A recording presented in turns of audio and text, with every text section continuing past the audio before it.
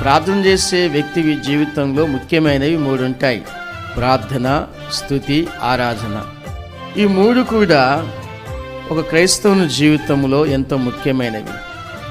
చాలామంది ప్రజలు దేవుణ్ణి స్తుతించడము, ఆరాధించడము తగ్గిస్తారు. దేవుని దగ్గర అనేకమైన మనవులు అడగడము, పొందుకోవడం అనేది చేస్తూ ఉంటారు. ప్రతి మనిషి జీవితంలో దేవుడు అనేకమైన గొప్ప కార్యాలు చేశాడు. ప్రతిరోజు కూడా మనము దేవుణ్ణి ఘనపరచాలి, స్తుతించాలి. కృతజ్ఞత కలిగిన వారు ఎల్లప్పుడూ కూడా స్తుతించాలి. స్తుతి చెల్లించే విషయంలో ఒక 4 విషయాలు మనకు కనబడతాయి.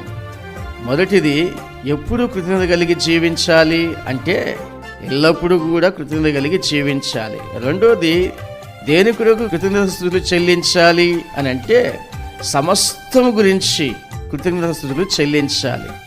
ఎవరికి కృతజ్ఞతాస్తుతులు చెల్లించాలి అంటే పరిశుద్ధమైన దేవునికి కృతజ్ఞతాస్తుతులు చెల్లించాలి. ఏ విధంగా కృతజ్ఞతాస్తుతులు చెల్లించాలి అంటే యేసుక్రీస్తు పరిశుద్ధ నామమున ఆయన పేరిట కృతజ్ఞతాస్తుతులు చెల్లించాలి.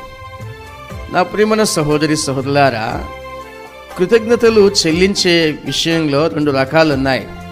ఒకటి, మనిషి తనకు తాను స్తుతులు చెల్లించుకుంటాడు. 2, దేవుణ్ణి స్తుతించి ఆరాధిస్తాడు.